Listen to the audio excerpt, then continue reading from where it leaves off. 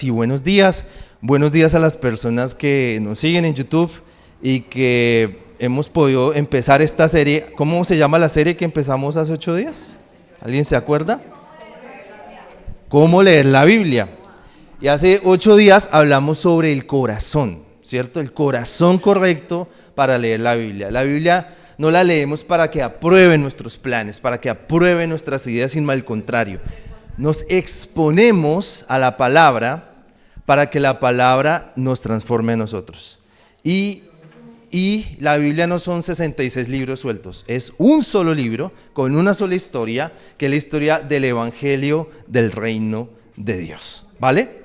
Y hoy vamos a leer, y hoy la parte 2 se llama contexto, ¿listo? ¿Cómo se llama? Contexto, no contesto, no, contexto, ¿vale? Y vamos a ir a Hechos capítulo 17. Hechos 17, del versículo 1 al 14 dice, Hechos 17, 1 dice, después de que Pablo y Silas viajaron por las ciudades de Anfípolis y Apolonia, llegaron a Tesalónica, donde había una sinagoga judía. Pablo fue a la sinagoga para ver a los judíos, como era su costumbre. Durante 3 sábados, Pablo discutió con ellos acerca de... ¿Cuánto tiempo? Listo, les explicó que las escrituras demostraban que el Mesías tenía que morir y después resucitar. Les decía, el Mesías es este Jesús del que les hablo. Dice el versículo 4 de Hechos 17. Algunos de los judíos fueron convencidos y se unieron a Pablo y a Silas junto con muchos griegos. También se les unieron muchas mujeres importantes. Pero los judíos que no creían sintieron envidia y contrataron en la calle a unos delincuentes que formaron un grupo en redes sociales y provocaron un alboroto en la ciudad. Asaltaron la casa de Jasón buscando a Pablo y a Silas para llevarlos ante la asamblea popular. Como no los encontraron, arrastraron a Jasón y a otros creyentes y los llevaron ante las autoridades de la ciudad. Toda la gente gritaba, estos hombres han causado problemas en todo el mundo y ahora han venido a causar problemas aquí. Se hospedaban en casa de Jasón y hacen todo lo que está en contra de los decretos del emperador, diciendo que hay otro rey llamado Jesús. Al oír esto, la multitud y las autoridades de la ciudad se inquietaron mucho. Hicieron que Jasón y los demás creyentes pagaran una multa, es decir, un soborno, y los soltaron. Dice el versículo 10, esa misma noche los creyentes enviaron a Pablo y a Silas a la ciudad de Berea. Cuando llegaron allí, fueron a la sinagoga judía. Los de Berea eran más, en PDT, receptivos. En las otras creo que dice, los recibieron, que los de Tesalónica. Y estuvieron más dispuestos a escuchar a Pablo y a Silas. Y luego dice, estudiaban las escrituras todos los días porque querían saber si era verdad lo que Pablo y Silas decían. Entonces muchos de los judíos creyeron y también muchas mujeres griegas importantes y sus esposos. Pero cuando los judíos de Tesalónica supieron que Pablo estaba también en Berea anunciando el evangelio, fueron también allí a alborotar a la gente y a causar problemas. Pero miren la reacción de acá. Pero los hermanos, actuando con rapidez, enviaron a Pablo a la costa, mientras que Silas y Timoteo se quedaron en Berea. Listo. ¿Cómo leer la Biblia? Parte 2, contexto. Aquí estamos hablando de Pablo, en uno de los viajes misioneros de Pablo, y nos presenta 2 situaciones. La primera ese es el modus operandi de Pablo. Primero, Pablo no está solo, está acompañado de Silas. Segundo, él no llega a una plaza pública, sino llega primero a ¿qué lugar? A la sinagoga. ¿Qué es la sinagoga? Cuando el reino de Israel estaba establecido en los tiempos posteriores a David y Salomón, tenían un templo y era el único lugar de adoración. Y allí se reunían cada cierto tiempo, pero era el único lugar de adoración. Cuando el reino de Israel es destruido y es dispersado, es exiliado, los judíos tuvieron que crear sinagogas, que más que lugares para presentar sacrificios, ahora era un lugar para leer esas escrituras, que son la Torá, lo que nosotros tenemos de Génesis a Malaquías. ¿Listo? Y ahí se reunían ellos a estudiar la Torá. a estudiar la ley. Y bueno, y ellos le fueron sumando más libros de interpretación, masivos, gigantescos, pero la esencia era, ahora que no hay un templo general en Jerusalén, vamos a reunirnos como comunidades judías en estos pequeños templos llamados sinagogas, donde además de la adoración había una lectura pública y se estudiaban las escrituras. Entonces el llamado de Pablo era al extranjero, pero siempre llegaba primero a comunidades judías. Hablaba con ellos varios sábados. ¿Y qué pasó al final? Unos creyeron y otros no, como siempre. Pero ¿qué más pasó? Los de Tesalónica, la gente de Tesalónica, especialmente los que no creyeron, eran hostiles. Eran, hostiles. Y crearon pues esta revolución horrenda que se presentó. Y Pablo llega a Berea. Pero en la gente de Berea, que se ha puesto, digamos, ese nombre, eso es un nombre ya, es una marca registrada. Entonces, si tú quieres verte muy bíblico, dice, somos bereanos, o pongamos el Instituto Bíblico Berea y todo ese cuento. Dice lo siguiente de la gente de Berea: eran más receptivos, versículo 11, estaban más dispuestos a escuchar y estudiaban las escrituras todos los días. Entonces muchos de los judíos creyeron, y también muchas mujeres griegas importantes. Listo. Aquí hay varias cosas, y es, ¿la gente de Berea tenía la Biblia? ¿Sí la tenía o no? ¿La Biblia que tenemos hoy en día? No, ¿cierto que no? Entonces, ¿cómo leyeron el Evangelio si nomás tenían el texto hasta Malaquías? Porque toda la Biblia señala hacia Jesús. Inclusive hay una frase muy interesante, que toda doctrina del Nuevo Testamento tiene una imagen en el Antiguo Testamento, ¿vale? Entonces esas interpretaciones literalistas, como que hay que obedecer la ley judía, no son más que ignorar el Evangelio. Todo el Antiguo Testamento apunta hacia el Evangelio. Los bereanos no tenían la Biblia que nosotros tenemos. Y yo no sé ustedes, pero a mí me causa un poco, de pronto por ser tan paulista, ¿cómo presenta uno el Evangelio sin leer Romanos 8? ¿Cómo presenta uno el Evangelio sin leer Efesios 2? Filipenses 3, ¿cierto? ¿Cómo entender el nuevo reino sin los Evangelios? ¿Cómo entender el nuevo reino sin Apocalipsis? Pero todo lo que ellos leyeron, porque la Escritura es inspirada por Dios y es verdad para todos nosotros. Y vamos a volver a ese punto de los bereanos, pero dijimos que la palabra clave aquí es contexto, ¿cierto? Y lo que queremos es que alguien que haga parte del lugar de honor sea una persona que haga las dos cosas esenciales del cristianismo, ¿listo? Que son la base para hacer la tercera. ¿Y cuáles son las dos primeras? La primera es orar. ¿Sí o no?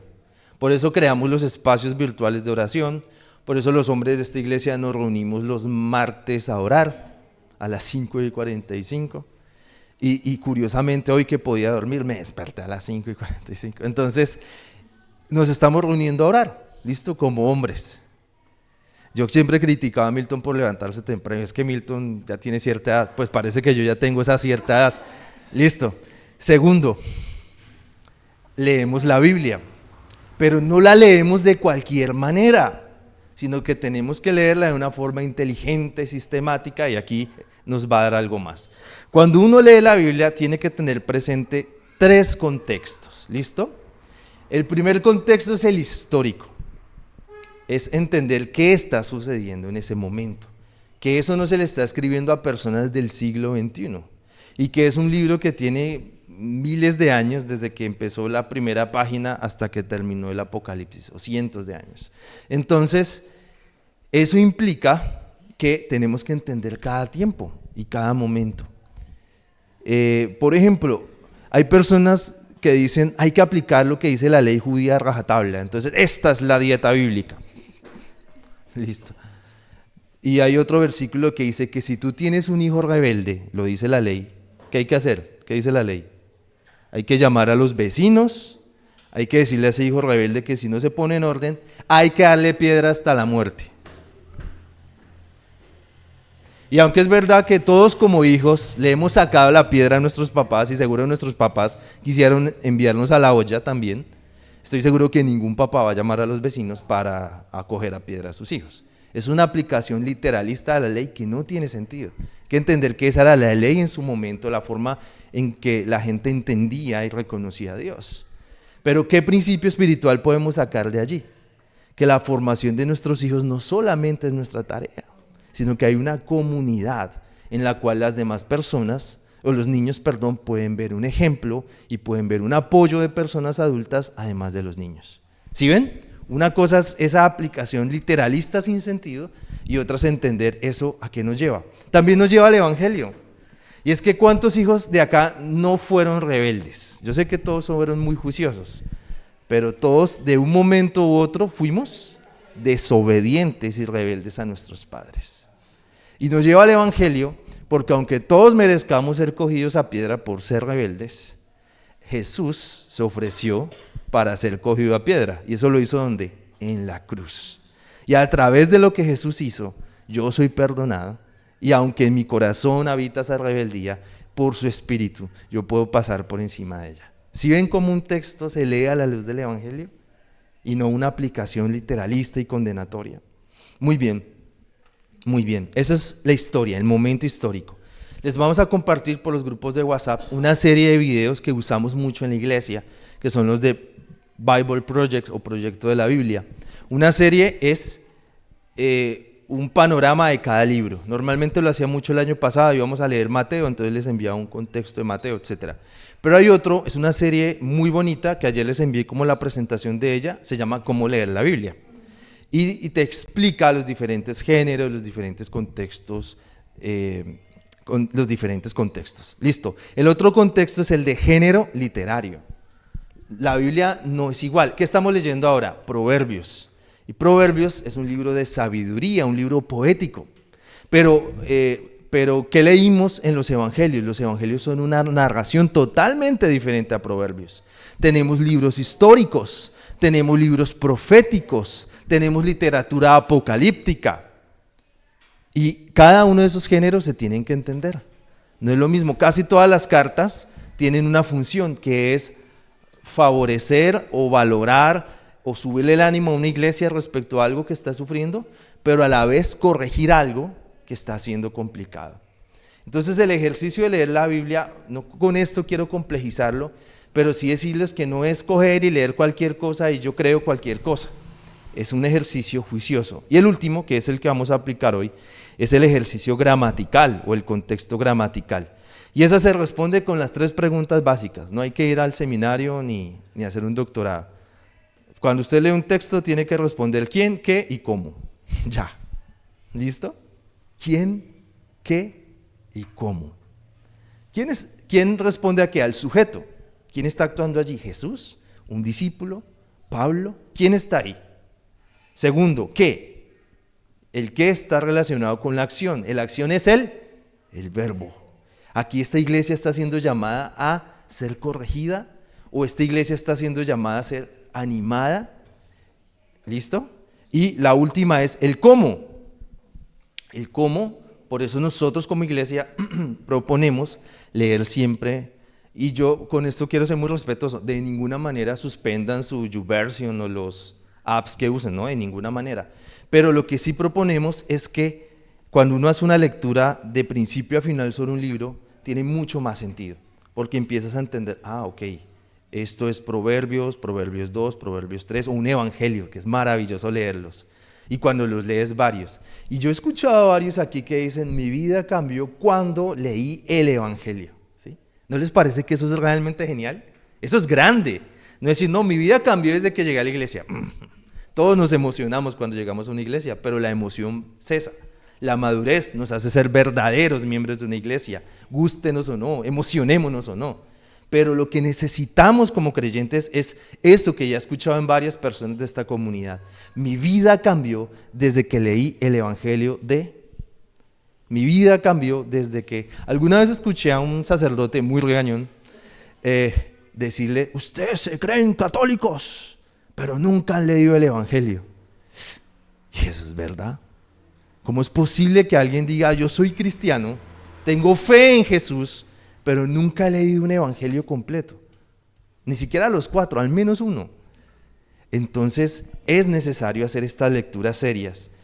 Y cuando usted le haga esas 3 preguntas, y ahora vamos a finalizar esto del contexto, esta parte como de enseñanza, con algo que es la interpretación y otra cosa que es la aplicación. ¿Listo? La interpretación es lo que está diciendo el texto y lo que realmente significa. Y esa es una verdad general, a eso no se le puede cambiar el significado.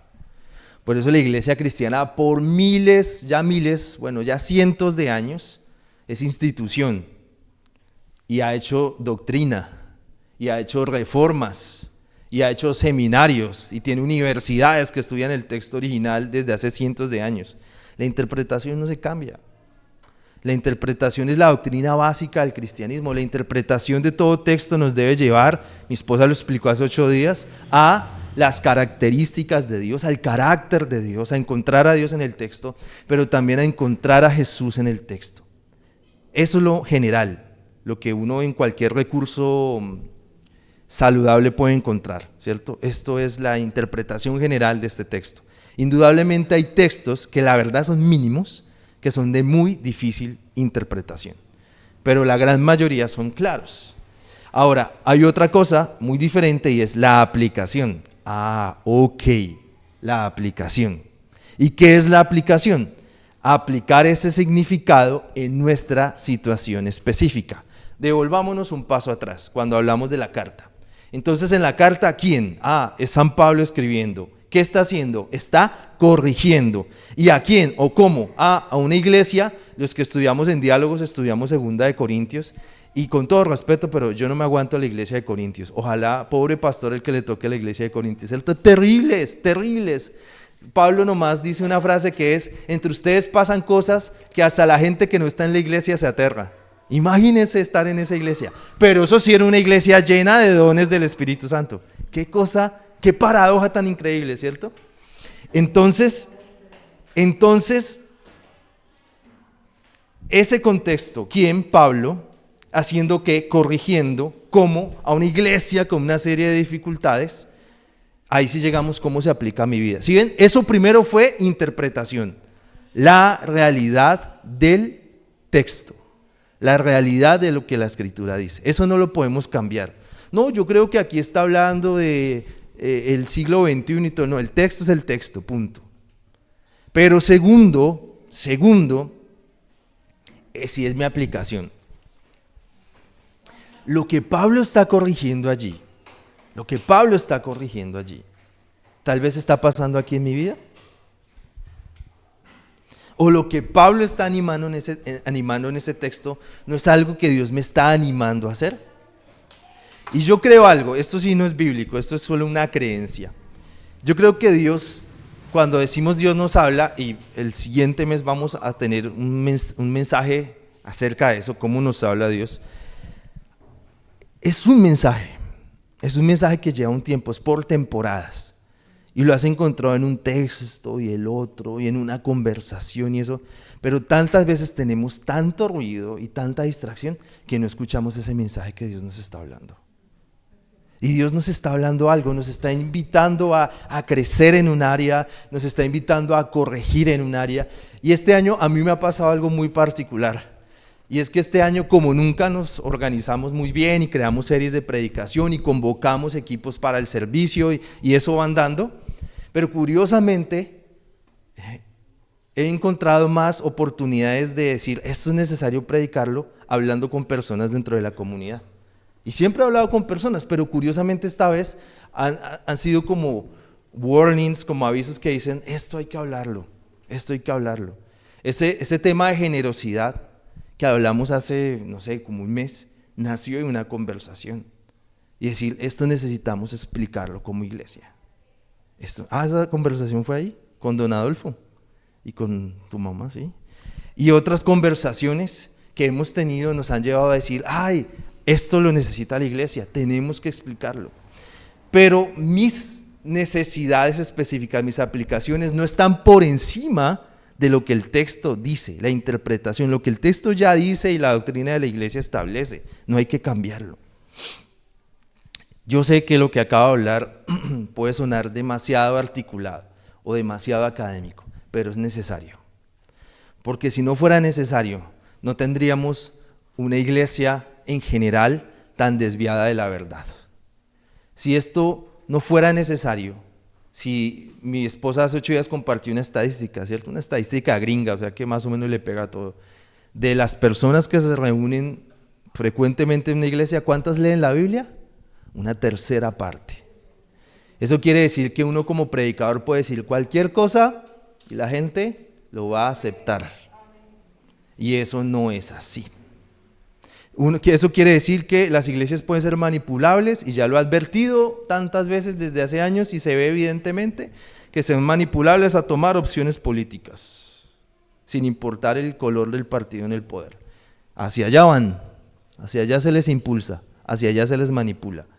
Por eso necesitamos una iglesia que lea la Biblia, que no se la pase diciéndole a todo el mundo su vida, sino que cree una comunidad sabia, que a través de la escritura encuentren respuestas. Vamos a volver a Berea. Y estas no son mis ideas, estas siguientes 3 ideas son del pastor Griffin Guelich. Y Griffin Guelich, al igual que yo, nos sorprendimos de que los bereanos no tenían la Biblia, ¿cierto? O sea, como que, sí, la gente que lee las escrituras, y nos imaginábamos era la gente que lee la Biblia del siglo XXI, pero no es así. Pero nos enseña 3 cosas. La primera es que los cristianos no dependen solo de su lógica, si son muy racionales, o si son muy místicos, y la palabra mística no es mala, de su instinto espiritual. Dios me dijo, yo sentí, Dios me dijo, yo sentí, ¿y la Biblia? Y claro, yo acabo de decir hace 10 minutos, Dios me dijo, y eso es verdad, pero ¿bajo qué sustento? Porque yo he escuchado hombres que dicen, Dios me dijo que dejo dejar a esta señora tan mayor y me tengo que conseguir una más joven. Y eso es verdad. Así a la gente le ha sonado la flauta. Es que Dios me dijo, Dios lo aprueba. La gente puede acomodar la Biblia para lo que quiera. ¿O es que ustedes creen que los nazis que iniciaron la Segunda Guerra Mundial no eran luteranos? Esos alemanes no eran luteranos. Y los capellanes de los nazis en el campo de batalla eran pastores luteranos. Entonces el pastor anglicano diciéndole a los ingleses, vamos, Dios está con ustedes. Y el pastor luterano por el otro lado, vamos, carguémonos 5 judíos y luego vamos a la guerra. La Biblia se puede usar para todo. Y por eso necesitamos una iglesia que la lea con amor, que esté abierta a ella. Entonces los cristianos no dependen solo de su lógica, racionalismo, que los puede llevar inclusive a apoyar una guerra, o de su instinto espiritual. Y yo sé que a todos nos encanta contar historias de cuando Dios me dijo algo y las cosas salieron, pero pocas veces contamos las historias que no salieron y seguro Dios no nos lo dijo, pero esas no las contamos. Segundo, los bereanos aprendieron ¿cómo? Escuchando podcasts. Cada uno escuchó un podcast, cada uno hizo una lectura, no. ¿Aprendían cómo? Reunidos. Entonces volvemos a Hechos 11. Eran más receptivos, estuvieron más dispuestos a escuchar, estudiaban las escrituras todos los días porque querían saber si era verdad lo que Pablo y Silas decían. Y ese estudio, ¿dónde estaban los textos? ¿En las casas? No. La Biblia se empezó a entregar como pan caliente con la Reforma Luterana y la imprenta de Gutenberg, ¿cierto? Pero antes de eso estaba encerrada en el monasterio, y en esta época estaba encerrada ¿dónde? En la sinagoga. Entonces para poder leerla tenían que reunirse. Y aquí hay un espacio o varios espacios. Están los espacios de discipulado los martes cada 15 días. Y está el espacio de diálogos. Por ejemplo, el martes para mí hubo 2 cosas que me volaron la cabeza. La primera fue la pregunta que hizo Beatriz.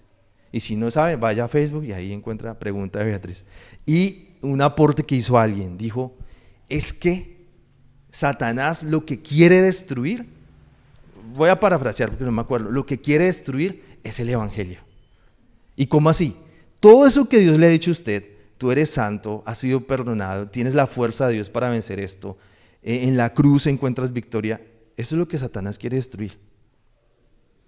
Satanás, ¿para qué quiere destruir que usted esté distraído y absorbido en redes sociales? Nada, eso no le suma a él ni le resta. ¿Por qué va a querer destruir su negocio? No, él quiere destruir es lo que el evangelio está haciendo en su corazón. Entonces todos los ataques del diablo son ¿hacia dónde? Hacia la identidad que Dios está construyendo en tu vida. Y cada vez que nos desbarrancamos, a todos nos pasa que nos caemos emocionalmente, espiritualmente, tenemos que mirar atrás, tenemos que ser forenses y mirar, oiga, ¿yo por qué llegué a este punto tan bajo? Y casi siempre vamos a encontrar que una causa es que le dimos más valor a nuestra voz, a la voz del enemigo, pero no a lo que el evangelio dice.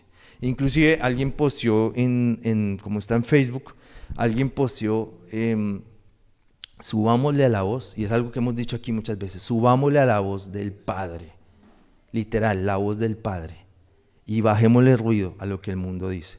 Y el mundo es las noticias, las redes, las opiniones. Frente a cada desafío que estés viviendo, acuérdate de eso.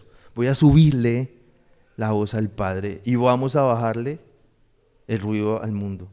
Cuando me fracturé la mano, échese chichi, échese esto, échese lo otro, bajémosle el ruido y escuchemos al ortopedista y escuchemos la voz del Padre. ¿Va? Así es. No se eche chichi, listo. Primero, los cristianos no dependen solo del... ya lo dijimos. Segundo, los bereanos aprendían ¿cómo? Como una iglesia reunida. Listo. Y el último, los bereanos creen en la fe ¿desde dónde? Desde el Antiguo Testamento. Toda la escritura es inspirada por Dios. Y seguramente usted lee una genealogía y va a ser aburrido, o las leyes de Levíticos y Números, o los censos de Números. Pero toda la escritura nos lleva, toda doctrina del Nuevo Testamento, hay una imagen en el Antiguo Testamento. Entonces, para resumir y pasar a la parte final, a la última parte es, los bereanos creen en la fe desde el Antiguo Testamento. Entonces, para resumir, contextos, hay que leer la Biblia con contexto. ¿Qué significaba eso históricamente? ¿Qué género literario estoy leyendo? Y responder a las 3 preguntas clave. ¿Cuáles son? ¿Quién? ¿Qué? ¿Y cómo? Por último, hay que hacer una diferencia entre la interpretación y la... ¿Qué debe estar por encima? La interpretación. Porque la interpretación nace de miles de años, el cristianismo ya puede decir cientos o hasta miles de años de reformas, doctrinas y construcciones, ¿listo? Y de construcciones también. Entonces, esa interpretación es lo que en general podemos encontrar en un libro de Video Bible Project, trata de ser muy centrado, no tirarse de un lado al otro, ¿sí? Hay un cuerpo de doctrinas o creencias esenciales que no cambiamos. Nosotros, por ejemplo, somos trinitarios, creemos en Padre, Hijo y Espíritu Santo. Esa es la interpretación, eso no va a cambiar nunca. Y la aplicación es, ¿qué significa eso para mí hoy? Si nos quedamos solo en interpretación, entonces nos volvemos académicos. Muy chévere si usted trabaja en un seminario, pero como la mayoría no trabajamos en un seminario, de la interpretación pasamos a la aplicación. ¿Listo? Y ¿qué más podemos decir? Miren lo que hicieron los bereanos. Primero fueron los que recibieron, o en la PDT, los más receptivos. Los más receptivos. Segundo, estuvieron dispuestos a escuchar. Y nosotros casi siempre estamos dispuestos a hablar. Y tenemos que estar dispuestos a escuchar. Estudiaron las Escrituras. ¿Cómo estudiaron las Escrituras? Todos los días. ¿Y cómo? ¿Solos? Reunidos. Entonces ahí está el espacio de diálogos. Si no puede presencial, se puede conectar. El internet este internet no falla. Y los espacios de discipulado. Y finalmente, ¿qué hicieron? Creer. ¿Y qué hicieron de más? Actuar. Mientras a los de Tesalónica les sirvió el agua encima y se quedaron quietos, los de Berea, cuando vieron venir a los delincuentes de Tesalónica, ¿qué hicieron? Actuaron. No, es que eran una iglesia de 10 años constituida, están desde el 2017. No, una iglesia que llevaba semanas o días constituida, creyeron y actuaron. Aquí el problema es Pablo, no que Pablo fuera el problema, sino que querían matar a Pablo. Saquemos a Pablo y dejemos a estos dos desconocidos que nos sigan ayudando. Salvemos la vida del apóstol. Y eso casi nunca se menciona, pero esa es la gran diferencia. Berea no solamente era un gran seminario, Berea no era gente que ganaba de debates. Todos sabemos que las columnas de opinión no cambian la opinión, ¿sí o no? Y que en los últimos 8 años tenemos los que leemos prensa, tenemos un exceso de columnistas. Y es curioso cómo los columnistas critican una y otra vez cómo se deberían hacer la cosa, cuando el 90% de los columnistas ni siquiera ha tenido una papelería.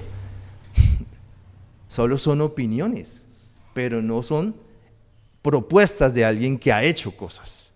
Y eso mismo pasa con el creyente. Esto no lo hacemos, o leer la Biblia. ¿Cuál es el fin de saber leer? ¿O cuál es el fin de estudiar la Biblia? No es ganar debates. Tampoco es llenar la cabeza de conocimientos, porque nadie quiere a los sabelotodos, ¿o no? Qué incómodo es estar caminando con alguien y lo sabe todo y ha estado en todo lugar y no, nadie quiere estar con un sabelotodos. Por eso muchas veces en diálogos a veces preguntan, ¿qué piensan? Contesta una persona y nadie más contesta ya. O sea, ¿yo por qué tengo que contestar en todas? Y me quedo callado. Muchas veces es mejor guardar silencio e ir ahí. No tenemos que sabérnoslas todas. El objetivo de imitar a esta iglesia de Berea es hacer surgir y fortalecer la fe. Lo que salvó y santificó es la persona y la obra de Cristo predicada desde las Escrituras. Los bereanos no tenían Biblia, pero tenían a Cristo. Nosotros tenemos la Biblia y juntos debemos, junto a Cristo, debemos buscar en ella y ser transformados a su imagen. Vamos a ir a 2 de Corintios, capítulo 3, versículo 12. Para finalizar. 3:12.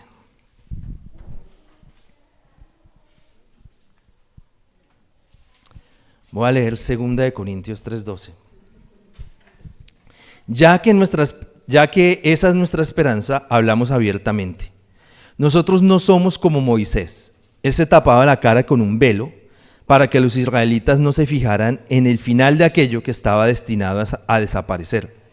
El pueblo tenía la mente cerrada e incluso hoy, cuando leen el antiguo pacto, los cubre el mismo velo. También tienen ese velo, tienen ese velo, ya que es solo por medio de Cristo como puede ser retirado. Hago una pausa ahí. Los bereanos también estaban leyendo esa misma ley, pero ellos sí pudieron ver a Cristo. Miren la diferencia. Ellos sí pudieron ver a Cristo, mientras el resto de los judíos no. Dice el versículo 15. Aún hoy, cuando leen la ley de Moisés, tienen un velo sobre su corazón. Y cuando alguno vuelve al Señor, el velo es retirado. En ese caso, el Señor, el Kyrios, significa el Espíritu. Y donde está el Espíritu del Señor, ahí hay libertad. Con la cara descubierta, todos nos quedamos mirando fijamente la gloria del Señor. Y así somos transformados en su imagen, cada vez con más gloria. Ese cambio viene del Señor, es decir, del Espíritu. Y esta es la gran conclusión.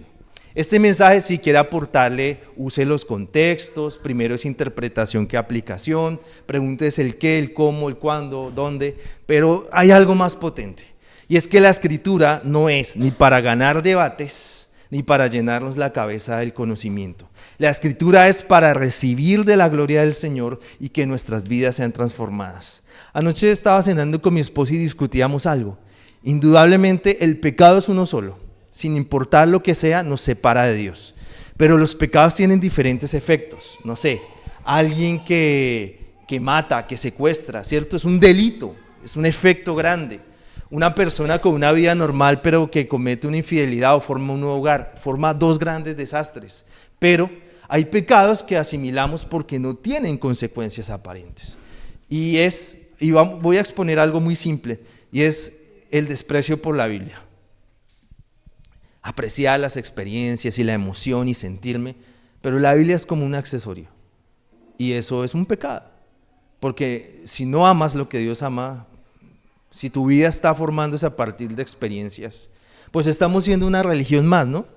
Jesús dijo, yo soy el camino, la verdad y la vida. Jesús es el verbo y el verbo es la palabra. Entonces, si un cristiano tiene una vida que solamente depende de las experiencias con Dios, es un cristianismo equivocado. Que si nos volvemos muy papistas, es casi que una herejía, porque estás negando la Escritura. Tus experiencias están por encima de la Escritura. ¡Wow! ¿Cierto? Y sí suena feo, ¿no? Pero es la verdad. Segundo, ¿la Biblia es para qué? Para leerla y ganarnos un diploma, ¿no? Yo iba a colgar el diploma del seminario y mi esposa me regañó hace años y lo tengo guardado. Sí, no es para eso. ¿Para qué es? Y para que nos acerquemos y nos sea quitado ¿qué? ¿Cuál es el velo de tu vida? ¿Cuál es? ¿Cuál es? Tú y yo sabemos que es esa cosa que no hemos podido cambiar. Tú y yo sabemos de esa cosa que queremos justificar, pero no está bien. Porque la Biblia dice, yo sé, cuando yo escucho a ese pastor Calvo decir la Biblia dice, yo digo, qué legalista. Pero la Biblia dice. ¿Sí? Así como cuando usted va a lanzar un producto al mercado, el mercado dice, se compra, o el mercado dice eso a nadie le interesa y la empresa se quiebra. Así mismo es con los cristianos. Ya no chocamos con el mercado como las empresas lo hacen, sino chocamos con la Biblia. ¡Pum! Y te va a decir, no el pastor, te va a decir, ¿vas bien o tienes que corregir esto? La pregunta es, todos nos la tenemos que hacer, porque aquí no se trata de una escala de moralidad. Yo, pastor, que soy tan elocuente y perfecto, no. Todos nosotros, como comunidad, tenemos que preguntarnos, ¿cuál es ese velo? ¿Cuál es ese velo? Seguramente andar aferrados al dolor, andar aferrados no sé, a tantas cosas que nos afectan emocionalmente, es un pecado que no está matando a nadie, pero que nos está alejando del corazón del Padre, que nos está guiando a darle la espalda a Dios. ¿Y por qué un asunto emocional puede ser un pecado? Porque lo estamos idolatrando. Todos tenemos subidas y bajadones emocionales, ¿sí o no? Todos. Esta semana yo le digo a los estudiantes, yo soy profe universitario, les digo, cuando yo sacaba un 5, yo decía, voy para un doctorado en Alemania. ¿Listo? Pero cuando perdí un parcial, decía, me voy a pasar a trabajo social. ¿Listo? Respeto con los trabajadores sociales. Soy ingeniero mecánico. Todos mis chistes de universidad contra los trabajadores sociales. Bien, entonces, punto. ¿Tú no eres trabajadora? ¿Ella es trabajadora social? Ay, gracias a Dios. Listo. Entonces, volvamos. ¿Yo qué estaba diciendo? Los subidones emocionales. Todos los tenemos, ¿sí o no? Pero ¿cuál es el problema? Cuando nos aferramos al de bajada y lo abrazamos como una cobijita y somos víctimas y nos hundimos en él y más y más y más en él, porque eso quiere decir que estás idolatrándolo, que lo estás idolatrando. Y por eso la adoración nos invita a mirarlo a Él, a mirarlo a Él. ¿Listo, iglesia? Estar deprimidos no está mal, nos pasa a todos en algún momento. El problema es anclarnos allí y justificarlo. ¿Qué te sirve? La Biblia te sirve para quitar ese velo. ¿Listo, iglesia? Muy bien, por favor póngase de pie, vamos a orar.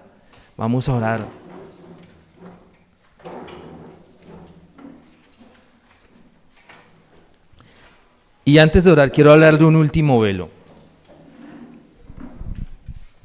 No es normal, ¿listo? Lo que pasa es que nos acostumbramos, pero no es normal decir, la Biblia. La Biblia. Y lo pusimos como ejemplo hace 8 días. Cuando éramos adolescentes y nos escribieron una carta, ¿a quién le escribieron una carta aquí de adolescente? ¿No? ¿No le escribieron una carta? Bueno. Por allá, ¿a mi tía nunca le escribieron una carta? Bueno.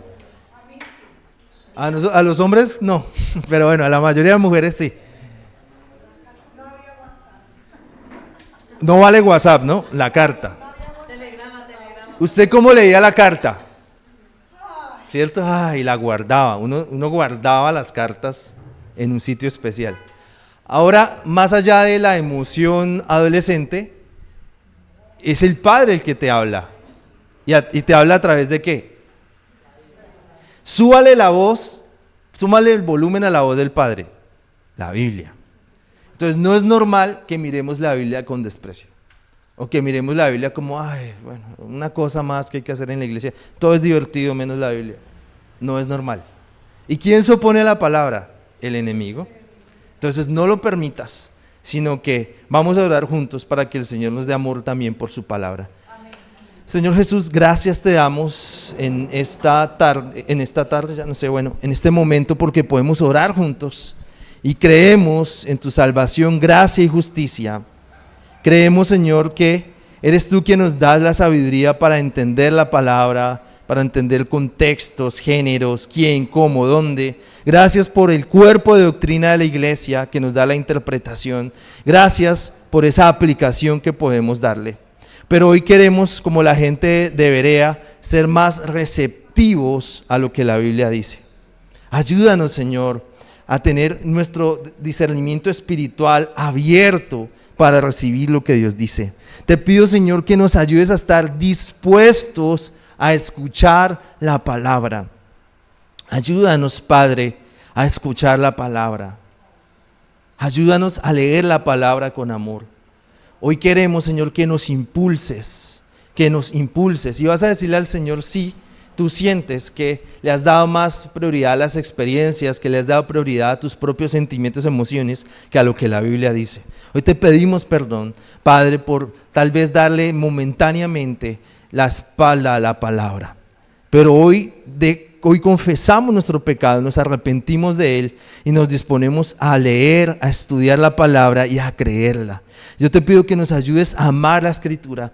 Todo lo que le provoque pereza a la lectura de la Biblia, oposición a la lectura bíblica, se va en el nombre de Jesús. Somos libres de toda influencia del enemigo que nos quiera cortar la oportunidad de leer la Biblia. Pero hoy juntos vamos a decirle al Padre, Señor, quita todo velo de nosotros, todo velo que nos impida encontrar al Cristo de la Biblia. Quita de nosotros todo aquello que nos impida recibir de verdad la palabra y que en nuestras vidas haya esa transformación de gloria en gloria. Hoy pedimos que nuestra vida sea transformada por tu palabra en el nombre de Jesús. Amén y amén. Listo ya.